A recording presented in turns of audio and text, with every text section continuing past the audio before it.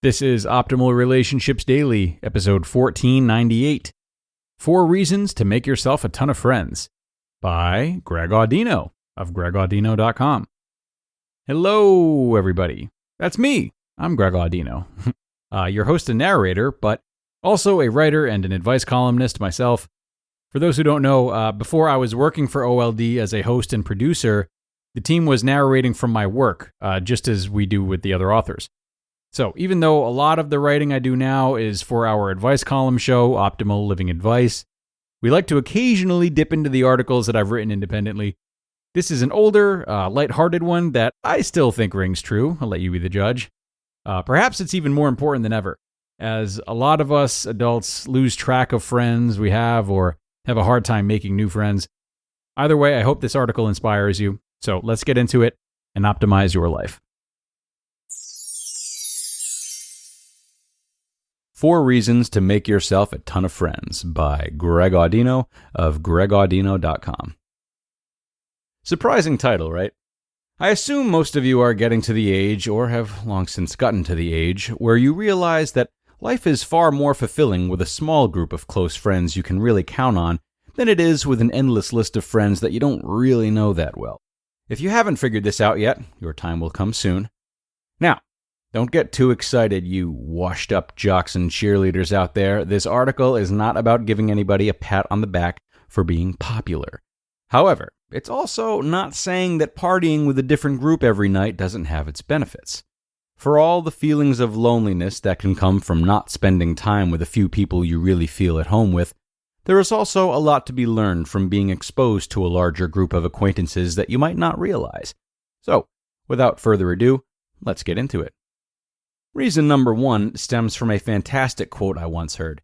It goes something like, "If all of your friends have the same political beliefs, you're in the wrong group of friends." That's brilliant, and for as culturally appropriate as that is in this political climate, the principle of this idea really stretches far beyond politics and can generally be summed up into the more friends you have, the more ideas you're exposed to.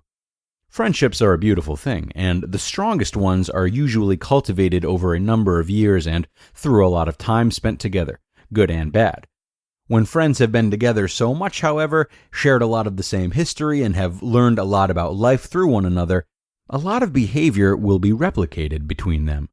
There's nothing wrong with this, but the stronger those ties are, and the stronger faith one has in that way of life, the more difficult it is to be receptive to new and potentially very healthy ways of thinking and being that could very well change your life in a positive way. There is a lot of personal growth that comes from being engaged in back and forths with those that we either disagree with or those that are trying to introduce us to new ideas, and simply put, we're most apt to finding ourselves in those discussions when we're intermingling with more people from more walks of life. Reason number 2 is perhaps the most practical of all, and that is that spreading yourself thin with a large group of friends for a long period of time garners you a better understanding of loss and transition. Look, even if you aren't terribly close with all of your so-called friends, there will be moments in which you find yourself reflecting on good times you had with them. These moments are likely to come to you when those times are no longer possible, whether it be because of a falling out, one of you moving to a new area, your friend passing away, or simply losing touch.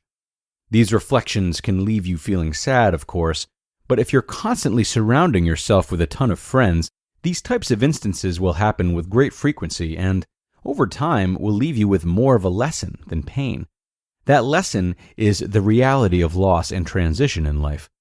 To constantly have people coming and going will eventually help you grasp the fact that all things are coming and going in life, and that there is more value, truth, and efficiency in enjoying the gifts of each chapter while you're in them, rather than developing too much attachment and clinging to things that will someday be away from you, regardless of how hard you try to make them stay.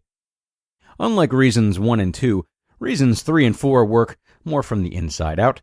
In fact, reason number 3 circles back to the feelings of loneliness I mentioned before. Feelings of loneliness most often start for people when they don't feel as though they have a core group that they can really trust in and that really cares about them.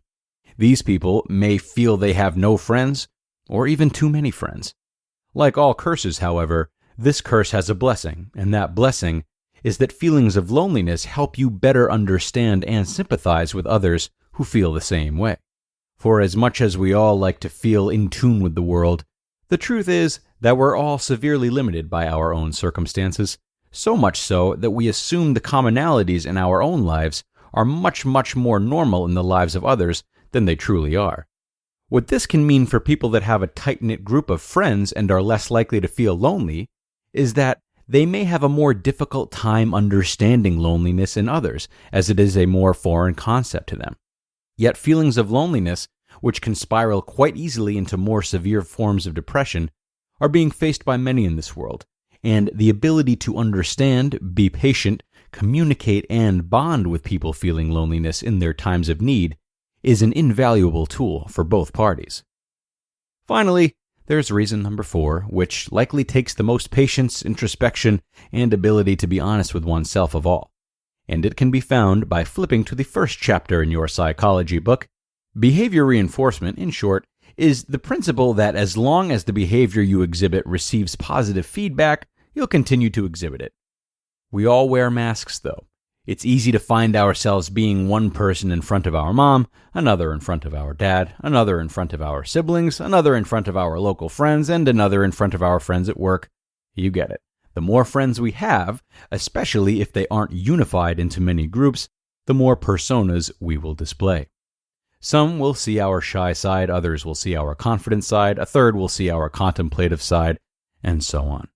Once you're able to sit back, identify this, and really reflect on the masks you're wearing and the roles you're playing, you're granted the ability to hone in on any number of conclusions about yourself, thereby taking a step at understanding yourself better.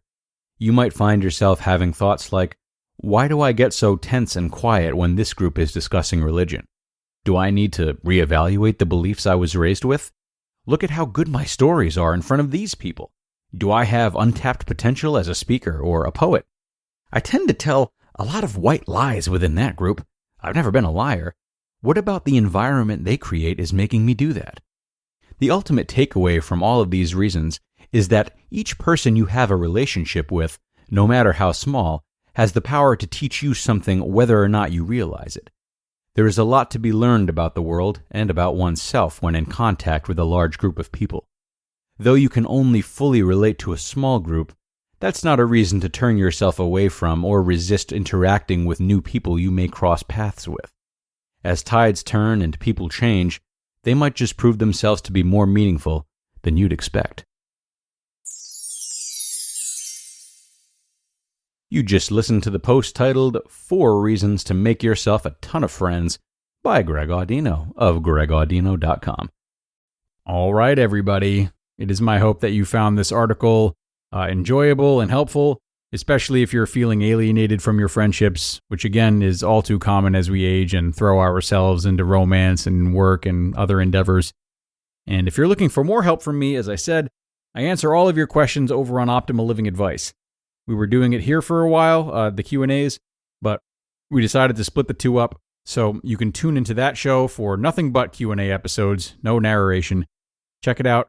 And of course, if you have a question of your own that you would like help with, my door is always open. You can email me at advice@oldpodcast.com, advice@oldpodcast.com, and I will do my best to support you and create an episode out of your question if you'd like. Don't be shy. I love meeting you all. I love interacting with you and providing guidance if you'd like it. So, with that, let's sign off on today's episode. Thank you as always for tuning in, and I will see you tomorrow where we're going to start another 2-parter. A long post spread across 2 episodes. Hope to see you there, where your optimal life awaits.